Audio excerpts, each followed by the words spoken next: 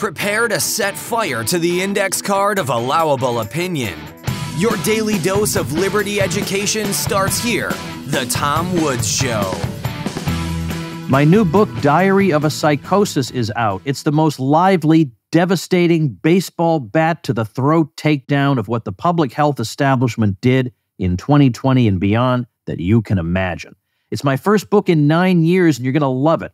Check it out at diaryofcovid.com. And if you've already bought it, make sure also to visit diaryofcovid.com so you can claim your free bonuses, including my free companion volume, Collateral Damage, a collection of stories from real people who suffered under the restrictions. They weren't allowed to tell their stories at the time, but every one of them told me, we just want to be heard. Check it all out at diaryofcovid.com.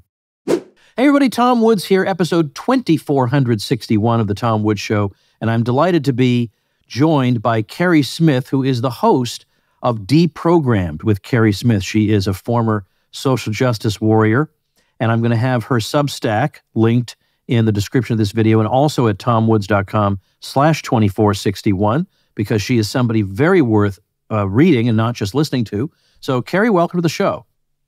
Thank you, Tom. Thanks for having me. This is, you told me beforehand, this is audio and video, but it is video, right? It is. Okay, good. I need to be careful. Well, your background looks excellent. Yeah, I think you're all set for it. Well, so let me start off with this. A lot of times I have people on who have changed their minds in dramatic ways. Like I'll have people who at one time were radical environmentalists, and then they realized that was not the correct position, but yet they still have in their hearts a commitment to the environment, but they just think there's a better way of going about it. And I feel a little bit bad when I have them on, because I don't want them to feel like I'm exploiting them on behalf of my ideology. Like, hey, everybody, look at this dumb environmentalist who changed his mind. You see, now I can claim him for my side. I don't want to use people in that way. And so if I have somebody like you on, I never want to make people feel like they're just being used, by me or by a podcast host to say, aha, see, I found a dissenter from your crazy thing. But then I thought to myself, I've been wrong about some things, and I'm not at all unhappy to talk about that. I find that very interesting, because it's very, very rare in this world for somebody to stop and say, I've been seriously wrong about a really important thing. You almost never hear somebody say that. And I actually find it very, very liberating to talk about it and to talk about where I've been wrong. Now, lately, I think in recent years, I haven't been wrong about anything. But in the past, I've been really wrong. And I don't know, I find it in a way invigorating to talk about it. And I wonder if you feel the same way. I do. It's freeing. It's absolutely freeing to say, this is something I got wrong about a political or something personal or a way that you used to behave or behaviors like alcoholism. There's great value in talking about mistakes, I believe. And no, I was going to say, first of all, you shouldn't ever feel like you're using someone unless you are. If you're not using them, then it doesn't matter if they read it the wrong way, right? Like if they if they misinterpret it or felt used, but that wasn't your intention. No, I understand. I just think though, I'm just thinking about like an environmentalist who nobody cared about until suddenly he changed his mind, and then Fox News wants to have him on. You think, I don't know how I feel about this. I see. But no, I enjoy talking about my old ideology. It's the point of my podcast, Deprogrammed, because I know a lot of very well-intentioned people who are still in that belief system, and that belief system has become mainstream. It goes by a lot of different names today, but I'm sure all of your listeners know what we're talking about, whether it's called social justice or woke or neo-Marxism or identity Marxism, what have you. It's culturally dominant at the moment, and I talk about it all the time because I know it's possible for people to leave it. And that is my number one goal, is to help people realize it's not what it says it is, and to get out of it and to get towards something that actually reflects more of their authentic values, like what they really care about. Yeah. Yeah. Like a lot of people are in it because they think it's against racism. And they're like, I'm against racism. Well, it's racist. So you should get out of it. Yeah. Well, I have argued in vain for years how much I dislike the use of the word woke. Because as you say, these ideas are culturally dominant. So the idea that you have to have some special kind of consciousness, like everyone else is asleep, but you're woke. No, the default position is the woke position right now in entertainment, in academia, in much of politics, in the news. That's the default. I mean, if anything, the really awake people are the nonconformists who say, I don't believe in woke. Yes, up is down and down is up right now. We're living through one of those times. There's a Bible verse about that, about substituting good for bad, bad for good, sour for sweet. Every time I'm trying to, look around at the world and figure out what's happening around me, many times I find it's a case of up is down or projection. And so that was really apparent to me when I first started leaving this ideology around 2016 and 17. After Trump won, I started seeing all these people out in the streets protesting, and they were wearing their pink pussy hats, and they had signs about being part of the resistance. And the more I started to think about that, like I'm sure you have, and a lot of people have, but it was new for me to think about this, is that you're out there in the streets on the side of corporations and academia and entertainment and a large part of the government, and you call yourself the resistance. That doesn't make any sense. What are you resisting? No. You're part of the status quo. You're flattering yourself. Yes. I sometimes think, and I'm sure you thought the same thing, you just try 10 minutes in my shoes. Yes. Where you're surrounded by, where your default is to assume that people you run into on the street hate you. Like, you have to assume that. Everything you say and think is distorted and ridiculed and misunderstood or ignored. I mean, without fail. I mean, try living like that for 10 minutes. They don't actually, a lot of these people, I'm still friends with a lot of social justice people on Facebook, on that platform, and they don't, I don't think they have a good idea of their own level of resilience, and they're not very introspective. I'm not trying to just diss on them. I'm just saying. Yeah, no, I hear you. And I wasn't very introspective when I was in that belief system. You sort of can't be, because your brain has been rewired to some degree. You're brainwashed to some degree. There are avenues of thought that you can't even entertain. Well, I want to ask you how you got into it, but I'll say that in this day and age, like today, it is, as you say, so culturally dominant that I almost feel like it's the default position, unless something intervenes to prevent you from drifting into it. I'm not saying you're necessarily going to be an activist 24 hours a day, but I think a lot of people's instincts go in that direction because that's what they're exposed to. Unless you go out of your way to find dissident voices on Twitter or something, that is, I think, the default position. Now, in your case, how did you drift into it? Did you run into it? And were you pulled into it? How did you get into it? I picked it up at Duke University in the late 90s, and I picked it up in my minor. My major was biological anthropology, and it was not in the hard sciences yet. But my minor was women's studies. And as part of my women's studies minor, I was also taking critical race theory classes, queer theory classes, and it was thoroughly in those fields. And it was also in a lot of the activist groups I was a part of. I did volunteer work for Amnesty International when I was at college. And the very first dismantling racism training I went to was part of Amnesty International. And that was where I first learned the redefinition of racism and sexism that they teach. You know, racism is prejudice plus power. Mm-hmm. Sexism is prejudice plus power. So it's not like other cults where you don't realize you're joining a belief system. You don't go to a church, for example, where you're seeking out something. You know, you don't even realize you're seeking. You're not going to an information table about how to get into the woke cult. But you start to pick up some of these ideas. And I think what they usually start with, at least in my case, is they redefine a lot of words for you. And they also introduce new words for you. And that starts to change the way you think about things. So if your mind is like a rat in a maze, they start to just, based on these new redefinitions and things that you can't discuss and things that are verboten, the maze just becomes blocked off, all the different avenues of thought, until you're just running down this one path to this belief system. So it was college for me. Okay, yeah. So we've been talking about it and when did you get pulled into it? But let's take a minute to see what you would say if I asked, how would you define it? Like, what exactly constitutes woke? Is it a series of propositions that you accept? Is it an inclination toward the oppressed? Depending on how you define that, or what is it exactly? So the best way I've found to define it for lay people who are interested in what I'm talking about, is it does have roots in Marxism and postmodernism. It doesn't matter if you don't know or understand what those things are.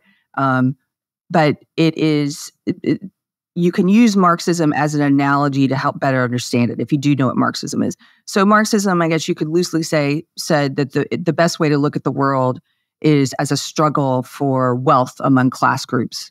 And we need to redistribute wealth and the means of production among class groups, and then we'll reach some kind of equality. So this ideology is a little different. It says the best way to look at the world is as a struggle for power among identity groups.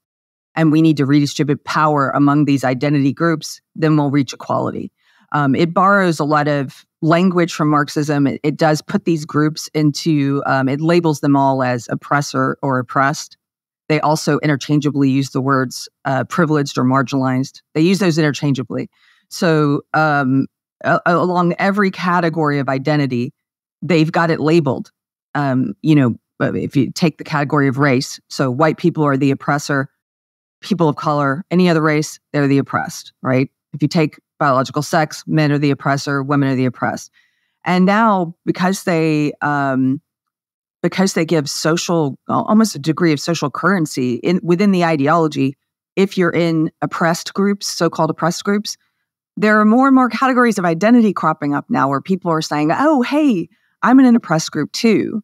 So you can see now they've pulled in, it's not just race, sex, sexuality, they've pulled in size. Now the entire fat acceptance movement is speaking the same language. They're talking about oppressors and the oppressed, and how fat people are the oppressed, and intersectionality and losing weight is standing with the white cis patriarchy. There's crazy stuff in that world, but that's a part of that identity group being pulled under this umbrella of woke. I don't know. Is that a okay? Do you understand? Yeah, I think that is. Now, if I had to add to that a formal proposition, it would be this: that if there are disparities in outcomes between races or other groups, men and women, these have sinister causes. These are caused by discrimination. Yes. And so for that, Thomas Sowell has brilliant books on this, but one of them is called Discrimination and Disparities. I mean, men are 8 times as likely to be struck by lightning as women. Now, I didn't know that. Yeah, if anything were 8 times as likely to happen to women as men, anything, the immediate presumption would be there's something sinister here. But when we hear it's struck by lightning, like we immediately know that's obviously random, or that's caused by maybe it's because men work outdoors more, or it's something simple like that. Which it turns out, by actually disaggregating the data and figuring out what's really happening, you get rid of the gender pay gap that is mythical. Yes. You get rid of a lot of these alleged. If you compare apples to apples, if you look at, in fact, for a long time, I don't know if it's still true, but a black college-educated couple actually earned more than their white counterparts. But that makes it not fun, because then we're the oppressors now. Yes. So we have to not bother to look into the data. Or another quick example, blacks with doctorates tend to earn less than whites and Asians with doctorates. So automatically, right off the bat, we know, well, there must be some discrimination going on there. But again, you disaggregate the data. Over half of black terminal degree or doctoral degrees are in education, which is a notoriously unremunerative field, whereas most Asian PhDs are in the hard sciences and engineering. There's your answer. It's not that people are saying, well, we'd like to hire a PhD, but this person sounds black, so we won't. That is not what's happening. If you just look at what did they study, so I think that's also a part of it. It's absolutely seeing oppression everywhere. Yeah, the way I've described it or tried to explain it before to people who were never in it is that because it's a worldview, it is an ideology, it is a belief system. Because of that, you view the world, the entire world, through this lens. And so when you walk into a room, and this was true of me, when I walked into a room, it was like you put on these glasses every day, and you're wearing these glasses where you're just looking for the racism and sexism in everything. Hey, everybody, quick word from Woods here. It's my goal to have the best supporters program out there, better than anything on Patreon or anywhere else. Support the Tom Woods Show, and not only do you get entry into my no censorship Tom Woods Show elite group, but you also get the 16-page Tom Woods elite letter mailed to your home every month. Who else is doing that? This is all new material, completely different from the emails I send, and it is red hot. My supporters also get invites to my murder mystery dinner parties that I've been holding around the country. I'll be adding more cities soon to woodsmystery.com. I hold these in penthouse suites at luxury hotels with a beautiful catered dinner. It's a ton of fun. I also invite my supporters to my annual Christmas party, and the higher up you go as a supporter, the more things you get. Some supporters even get a small gift in the mail from me every month in addition to the newsletter. So go check it out, supportinglisteners.com. You will not believe all the goodies at supportinglisteners.com, and my profound thanks to all of you. Yeah, I think that is what it is. But yet at the same time, let me try to be fair to them the best I can. I can understand why, let's say, a naive young person, not really knowing the full picture of what he's getting himself into, might be drawn into this because, well, I believe in justice, and people have told me that terrible injustices are occurring. Yes. And it allows them to be part of something where they're surrounded by well-wishers and friends as part of a task that they're undertaking together for the sake of the betterment of the human race. And that's better than playing video games. It's better than anything else I was doing before. And so it gives them something to do, something that seems meaningful. And now, as it turns out, the thing is actually wicked, but I can understand going into it. And I'm sure this must be the explanation why you didn't say, I want to be part of a really intolerant group of ignorant people who are causing more problems than they're solving. You didn't say that. No, you're exactly right. It preys upon the good intentions of people, especially young people and especially women. You called it wicked. I call it evil also because it's very similar that we both call it that. I call it that because it takes some people who sincerely want to fight against racism and sexism, and it turns them into foot soldiers for the very thing they think they're fighting. And how much more evil is that? To have these young people picking up this belief system, thinking they're a part of something good, thinking they're part of ending oppression, thinking, you hear them say, I'm on the right side of history. They think they're on the right side of history. And you have them actively working to spread racism, sexism, identity politics into the world. You have them doing the exact opposite of what they think they're doing.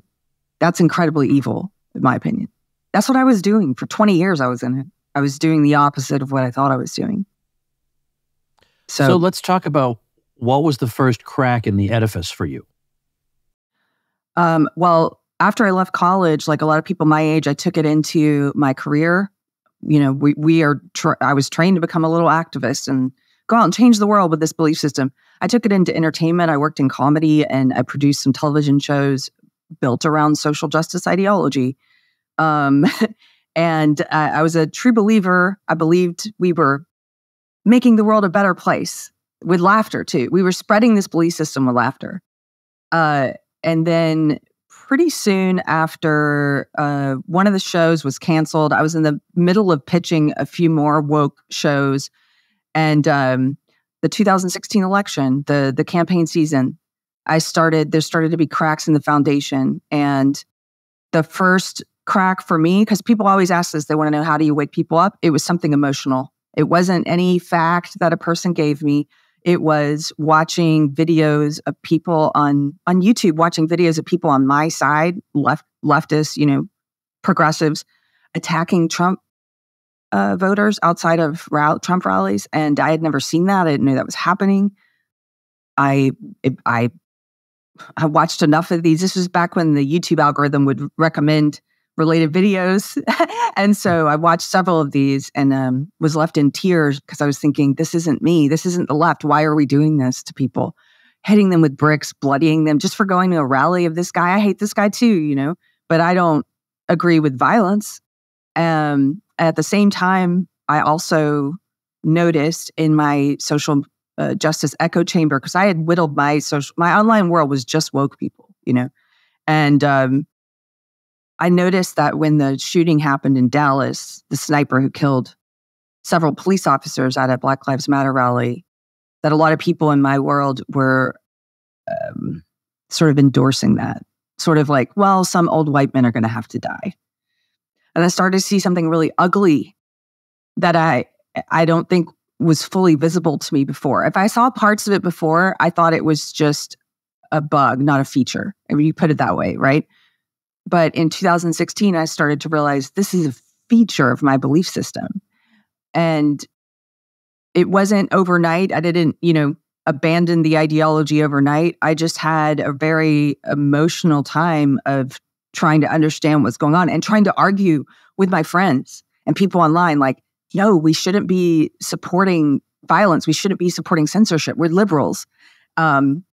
And being told that I was, all the cult stuff, all the stuff I used to say to people, they would just dismiss me. This is your white privilege talking. Check your privilege. It was a complete, we don't want to hear this. So that was the beginning of it. And then I started trying to figure out why when Trump won, I was devastated, like a lot of people in my world in 2016. And I started trying to figure out why he won. And I started actually listening to other voices I had never listened to before because I thought they were evil, they were bad guys, they were racist, they were sexist. So even doing that, even engaging with, listening to, reading book. I had never heard of Thomas Sowell until I started leaving this echo chamber. Even reading someone like Sowell, it kind of marks you for the rest of the cult. Something's wrong with Keri. They did an intervention on me. They did an ideological intervention on me. That's a whole other story. That is wild. Yeah. Huh. They're like, what's going on with her? Because the nature of my posts were changing. It was sort of like, we need to figure out, I was in this place of thinking, I need to figure out why Trump won, because if we don't want him to win again, we need to figure out why he won so we can counter this. And they didn't really want to know. They just wanted to push no, it's just that racist and sexist voted for him. That's all that's happening here. It's all the cult answers. And even to try and talk with people who have a different opinion or understand, listen to them and what they're saying, their reasons for voting for him, that's taboo. You don't do that. You don't engage.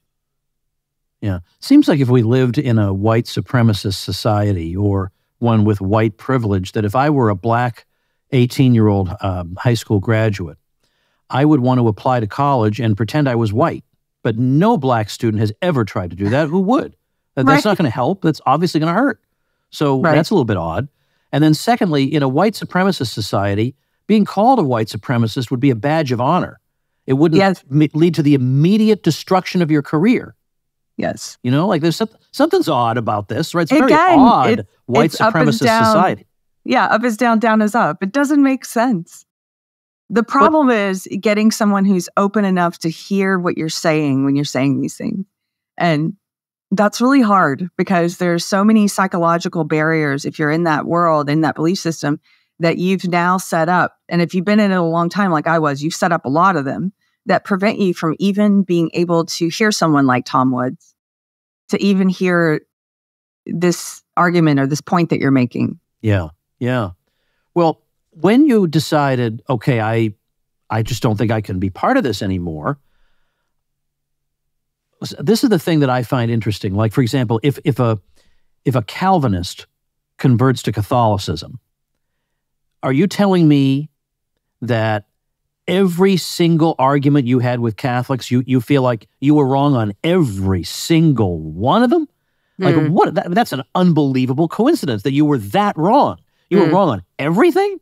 Like, I mean, why isn't there a Calvinist who says, I'll be a Catholic, but I think I'm better on total depravity than the Catholics are. So I know what the answer will be, that when you're in the Catholic Church, there's an authority structure, and so you trust that to give you the right answer.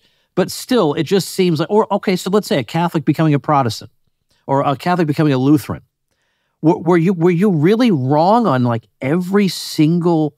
So I guess what I'm asking you is, when you were rethinking this, did you at any time think, well, I still think they're right about A and B, but they're wrong about C through Z? Or did you just say, it's a whole way of looking at the world that I just want to get rid of?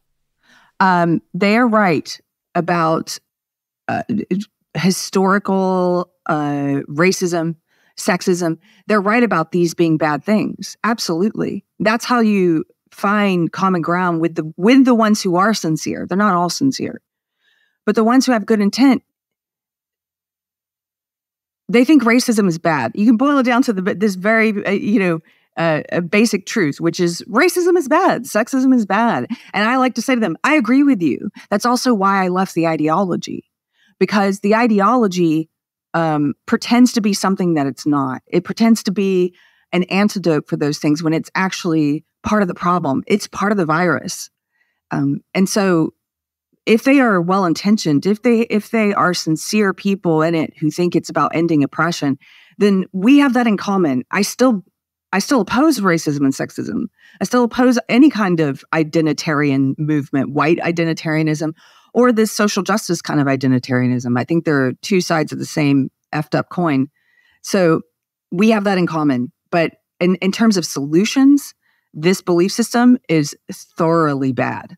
I can't think of one proposed solution that I now view as like, yeah, that's right on. Because in order to endorse a lot of the solutions, you really had to go through these mental gymnastics. You had to try and believe these redefinitions they gave you. How do you take someone, a young person who believes that racism is wrong, and then teach them that the way to solve racism is to judge and treat people differently on the basis of race? How do you do that? You have to change definitions in their head. And so their whole thinking is garbled. Well, let's rejoin your story here. So you've become disillusioned, but becoming disillusioned doesn't instantaneously change your opinions about things. Because as you say, what got you thinking was not that somebody laid out 7 propositions and you were convinced by them. It was that you thought, I don't want to be part of something that acts like this, or that it is part of or excuses violence. So at that point, it would seem to me like you're sort of adrift. And so what did you finally hold on to and say, okay, I think this is what I believe? Well, first of all, the process of leaving that cult was really long. It was a year or two of slowly moving out of it. And I didn't immediately grasp onto anything because I didn't want to fall into another cult-like belief system or movement. And I wanted to try and evaluate things individually. There are so many things I didn't know what I actually thought about, Tom. Like, I didn't know what I thought about, I don't know, the minimum wage. I would just adopt the opinions of my tribe. And everybody in that belief system has a lot of received opinions they haven't really thought about. So I try to go through issues individually and figure out, what do I think about this issue, or what do I think about this person? That takes a very long time. And so there are some things I don't have an opinion on yet. In terms of belief systems, though, I did become a Christian. And that was also kind of a slow walk towards God. And when I say that now, I know that immediately there will be people who don't want to hear anything else I have to say. And that's okay. But I have to say the truth of what happened. I believe that people are designed to worship. I believe we're designed to have something bigger than ourselves, some kind of moral guidance that can't come from within ourselves. I think that if we expect it to come from within ourselves, we are misguided about human nature. And so I was the last person who ever thought I'd become a Christian. I was very prejudiced towards Christianity, but I did become a Christian. I'm not a libertarian. I'm not a conservative. I don't know what I am. People call me all kinds of things. So I was kind of excited to talk to you because I said, okay, he's a libertarian. He can tell me more about this. People have been telling me like, Keri, I think that's what you are. And I'm like, well, okay, but I don't want to join anything where I have to like put that as part of my identity. Well, you know what? Let me say something that probably will irritate people who listen to me, but most people who listen to me have been listening a long time. And they know they can rely on old faithful here to be faithful to the ideas. But, as I've gotten older, I am more and more concerned about something Russell Kirk said. Now, he was one of the founders of American conservatism, but he was way smarter than Sean Hannity and most of the people who pass for conservatives today. But Russell Kirk wrote a book called The Conservative Mind, and that was a big, big influence on the whole movement. It went through many editions. And Kirk was concerned about ideology because he saw that ideology could be, as we saw in the 20th century, very, very destructive and cause an awful lot of loss of life because people are so dedicated to a series of abstractions that the abstractions would override their natural sympathy for, people. Yes. And so I have an ideology that begins with the non-aggression principle, that you shouldn't initiate physical force against anybody else. And that's a very morally appealing first principle.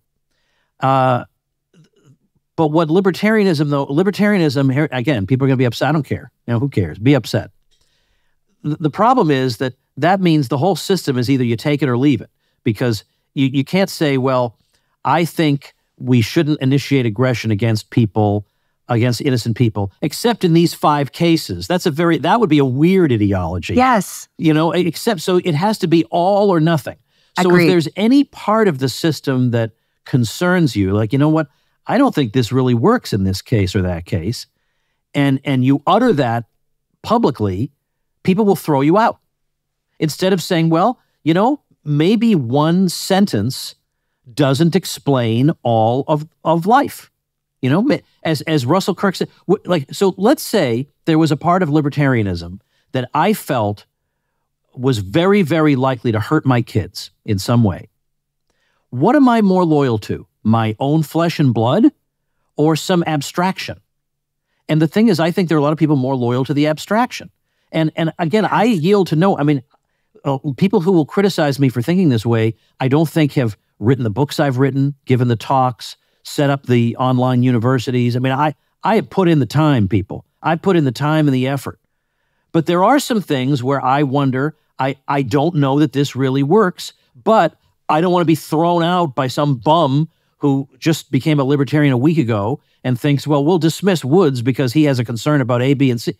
So that's the problem with ideology, is that you can't ever just sit down and talk and say, well, let's talk this through without a preconceived idea of what the solution is supposed to be. Let's just talk it out logically. You can't, because the ideology has already constrained you in what your answers are allowed to be. So I think you're in a great position to just be an intelligent person who evaluates things, maybe is guided by some general moral principles, but maybe it's not the best thing in the world to say, I'm a this, I'm a that. It's better to just be a decent person. You made me think of this, Tom, being constrained by different tenets of ideology.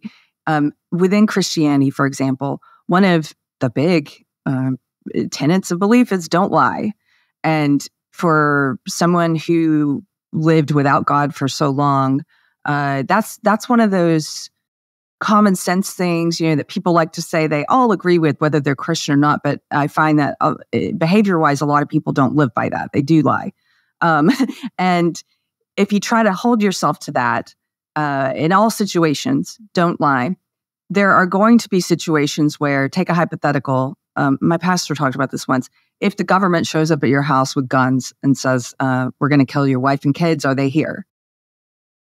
Do you lie and tell them they're not here? Or do you, well, I can't lie. Here, come on in. Here's my family. You have a greater duty to protect your family And so that helped me to understand some of those weird like places of tension, I guess, that you're talking about. Does that make sense? Where it's sort of but it doesn't mean you can be flexible with that guideline on any number of things. Like I had a friend trying to talk about this with me, and we disagreed. He's Muslim, but he was saying, it's okay to lie if your wife asks you, do I look fat in this outfit? And she does, but you don't want to hurt her feelings. I'm like, no, that's not okay to lie. You have to tell her the truth. Like, you're not strengthening your relationship in that case. I don't think you break it for something like that. You don't break that commandment for that. But anyway. Well, I don't know how I'm sorry that you were the recipient of my angst about ideology. But I hear you. It does. It does. And also I think, that's kind of where my head has been out. You're sort of describing that, because I think what happens to a lot of people this day and age is we get our identity, like in the woke movement, they get their identity defined by some of the least important things about ourselves. Like they say, my identity is my race and my sex and my sexuality and, all my oppressions, that's my identity. And that's not your identity. But there are also some people who are not in that movement who we think our identity is found in all these labels like libertarian, conservative, Democrat, Republican, and I don't think that's your identity either, though. So there is a danger, I think, of being too hasty to add a label to yourself. So I haven't done it other than Christian, which I'm happy to say I'm a Christ follower, and I know that's going to come with baggage for people. That's okay. So. Hey everybody, it's Old Woods here with a mini interview with our friend Jeff Deist, whose appearances on the Tom Woods Show you all love so much. And we're talking about monetary metals, where he works now, and you've heard me talk about this nonstop. So now it's going to be Jeff's turn to talk about it. Jeff, tell me about monetary metals. What is the value here? Well, Tom, remember back in the day when Ron Paul used to ask Ben Bernanke, then chairman of the Federal Reserve, what's gold? What's the purpose of gold? Is it money? Why does the Fed hold it? And of course, he waffled and said it's a historical relic and it's just a precious metal, but it's not. I mean, for more than 5,000 years, gold's been money. There's $13 trillion worth of it out there just sitting around in bank vaults. Why don't we generate some interest from that? Why don't we put it to work as money, as a capital asset? That's the idea behind monetary metals. So what does a person have to do to be part? Do you have to come in there owning your own gold? Do they sell you the gold? How does it work? Absolutely not. Whether you've got physical metals that you want to ship to us safely, or whether you want to simply send a bank wire or a check, we can convert your money into gold and get you started earning interest right away. All right, everybody, check it out. monetary-metals.com/woods. I have an account there. I know the people who work there. We all know Jeff Deist. So check it out for yourself. monetary-metals.com/woods. Well, let's. I want to ask you just one other thing about a project of yours that I guess was more or less suspended because of COVID. But you introduced something called the Civility Dinner. Yeah, and I wondered if that actually took off or not, because my suspicion was that nobody really wants it. That I'll give you a quick example. And my listeners are so tired of this stupid example, but I have a friend. He's a good guy, and he wrote a book about why both the liberals and the conservatives are wrong. And I warned him that if he wants to do that as an intellectual exercise, there's no problem, of course. But if you're thinking people are going to buy that, you're wrong, because people don't want to be told. They don't want to buy a book saying they're wrong. They want to buy a book saying they're right and their stupid enemies are wrong. That's what they want. And it turned out, and he said, no, you're all full of it, Woods. And he released the book, and then he wrote me a letter. And he said, you were so right. This book went nowhere. And I was afraid that maybe, for all the wonderful intentions behind it, maybe the Civility Dinner just wouldn't work. Great point. And here's what I'll say. A lot of good did come out of it. We were doing these regularly until COVID. But here's what I found. The people who come to something called a Civility Dinner, where you know you're going to be challenged and you're going to be around people who disagree with you. The people who come, it self-selects for people maybe like yourself, people who want to have conversations and are curious and interested in differences. And so those are the people who are coming. There's no ideologues coming of any stripe. And so what was funny is that I started hosting them because I wanted to meet. This is when I was coming out of the cult, and I didn't know any conservatives. I don't think I knew any libertarians. I maybe knew one. I wanted to meet people who are different from me, not just leftists. And I wanted to figure out what I thought about issues. And so started hosting them. And we would often have conservatives there who voted liberal and liberals who voted conservative, or if there was some hot topic issue in the news, like at the time, I remember Colin Kaepernick taking a knee. The conservative guy was arguing, yay, Colin, like on behalf of that. And the liberal guy was arguing against it and why it was disrespectful. And I'm like, where are we? This is so interesting. Everybody's outside the box of what you would think the stereotype is of who they are, right? And so that was very cool to meet people who just didn't align with the stereotype of what box they were in. But you're absolutely right in that they already had to have a desire to have conversations to be there. Yeah. So. Yeah. Okay, so it is a self-selected group. That's a very interesting observation.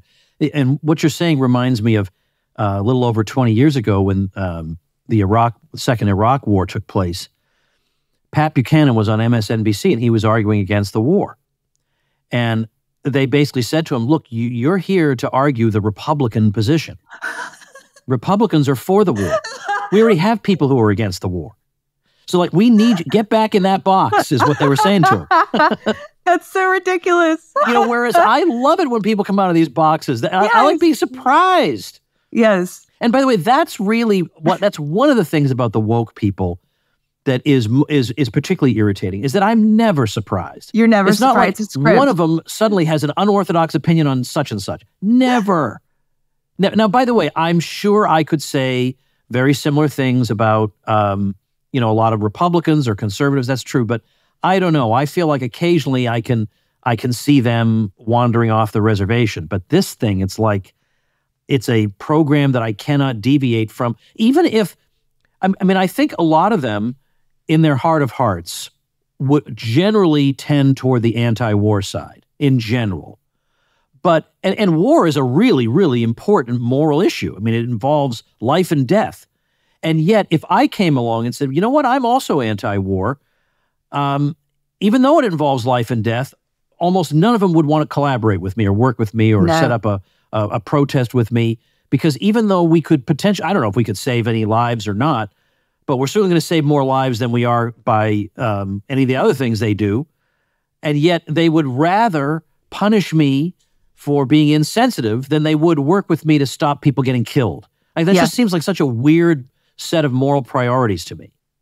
Well, even their anti-war beliefs are they're tenuous. They can be they can be subverted very easily. Yeah, it just depends on what you try. If Raytheon comes out and says, right. "Hey, we love LGBT people," they'll say, "Oh, great." I know, that's what's crazy. So some people, I woke up in around 2016 or 17, those 2 years. But for some of the people I know who've since left that cult, it was the COVID years. And what woke them up is that they're actually very strongly connected to their anti-big pharma beliefs and their medical freedom beliefs. And they're really old school hippie progressives who don't believe the government should be forcing what you do. And I don't want to get you banned on YouTube. I'll just say they believe in medical freedom. And that's when some of my friends, people I've since met who left the cult, that was their moment where their eyes were kind of open to a lot of things of, wow, why is everyone on our side just going along with this? This is crazy. All they have to do is say, the people we hate are on that side and we are on this side and everyone falls in line. That's insane. I in my little small town in Texas, though, it was so interesting because the people that were holding the protests, weekly protests against some of the government mandates, mask mandates, things like that, they were almost entirely lefty progressives. And that was very encouraging for me to be like, wow, they're not following along with just like, this is what you have to do if you're on this side, red does this, blue does this, Right.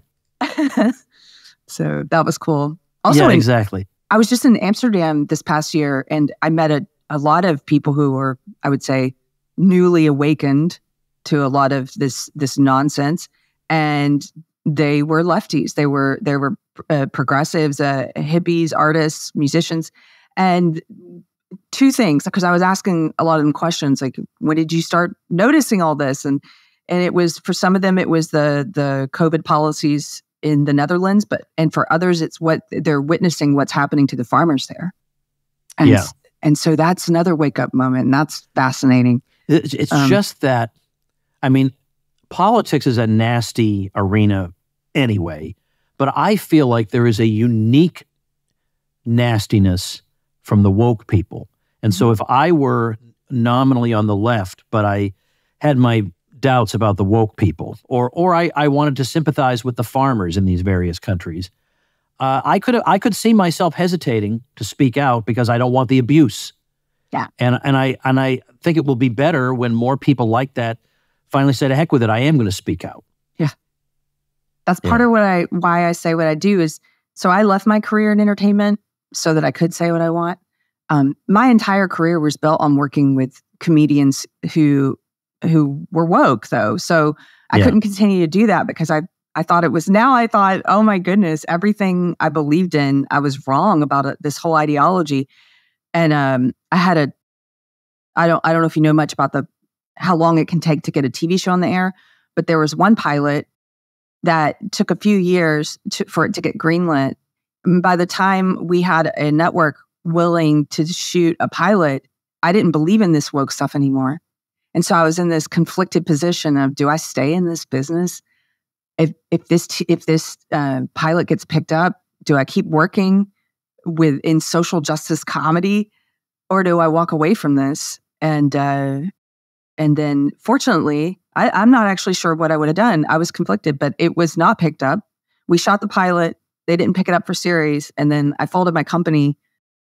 I wrote sort of like my coming out essay at the time of trying to help people in my belief system understand what I was seeing and what I thought they should be seeing about this belief system.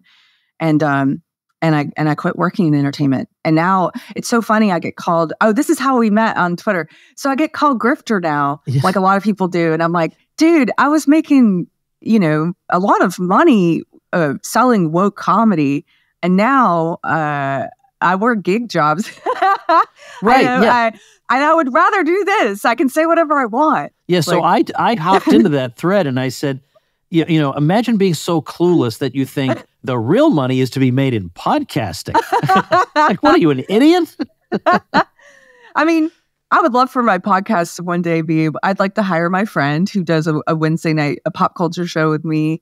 And I'd like to hire him full time and take him away from his drudgery of this job he's doing. But, I have goals. It's not like I'm saying, you shouldn't want to be successful. Of course I do. But at the end of the day, I'm going to do this regardless of whether it's financially successful because I think it's so important. And then that person couldn't understand that. It's like, no, I left a very lucrative career pushing social justice comedy because I couldn't stomach that anymore because I thought it was evil. And now I dog sit and I do tour guide jobs and I do whatever I need to pay the bills so I can say what I want. Yeah. But I have a very free life now. I'm not constrained by any of that cult stuff. I can actually make jokes if I want that offend people. I can say what I want. I'm like, they can think what they want about me. They can call me all kinds of names, Tom, like you said at the beginning. They think all kinds of things about us. That's fine. But I can say what I want. I speak for myself. Yeah. And there's no substitute for that. And I will say, I think sometimes accusing people of projection can be overdone. Yes. But I do believe that people who are quick to call somebody a grifter or you're just in this for the money, it's because they themselves can't imagine ever doing anything other than right. So that must be why you're doing. I mean, folks, there are many, many more lucrative things I could be doing than hosting the Tom Woods Show. Okay, I promise you. But I like doing it, and I think it helps. It helps, and I get great feedback. And I'm always surprised at who's listening. like, oh my gosh, so-and-so listens to the Tom Woods Show. That is wild. Yes. So I like doing it, and doggone it, I'm going to do it. What is so I'm going to put a link to your Substack in the description and on the show notes page, but do you have like a quick link you can give us that people could remember? KeriSmith.net, Keri.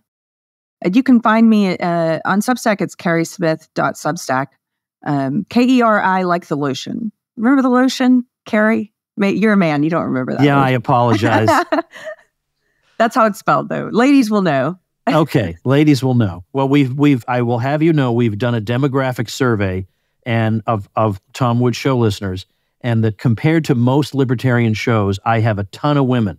Wow. Okay. 14%. Woohoo! 14%. But when we first did the survey back around 2016, it was 7%. So I doubled it just like that. And we haven't done a survey recently. Maybe I might want to do that again. But people were using the hashtag I am the 7%, which I appreciated. I think what's interesting is, and I'll let you go, but yeah, I think during COVID, I actually got more women listening, even though I think if you poll women, they were, I think, more likely to go along with the restrictions. But the ones who didn't were outraged about it because they were moms who saw their kids suffering. Yes. They were outraged about it. And I had been doing an awful lot about that. And I think I brought more women in. But anyway, look, on the Tom Woods Show, it's not percentages we care about. It's human beings. We're just making connections with other human beings. And I love what you're doing, and I love your story, and I love your honesty and your sincerity, and you just want to be a decent person with good informed opinions that will, that are pro-humanity, and who can fault that? So I appreciate you and your time today, and I hope people will check out kerismith.net, and thanks so much. Thank you so much, Tom. And I would love to talk to you some other time we can talk specifically about libertarianism if you ever want to come on my show. Oh, let's do that. I went a number of years turning down every podcast invitation I got. I was so busy. I said, no, I can't, I can't. But now I feel like I probably should have been doing those. So yeah. Just drop me a line and we'll make it happen. All right. Well, thank you. And thank you very much, ladies and gentlemen. Thank you, Tom. Become a smarter libertarian in just 30 minutes a day. Visit TomWoods.com to subscribe to the show for free, and we'll see you next time. Like the sound of The Tom Woods Show? My audio production is provided by Podsworth Media. Check them out at podsworth.com.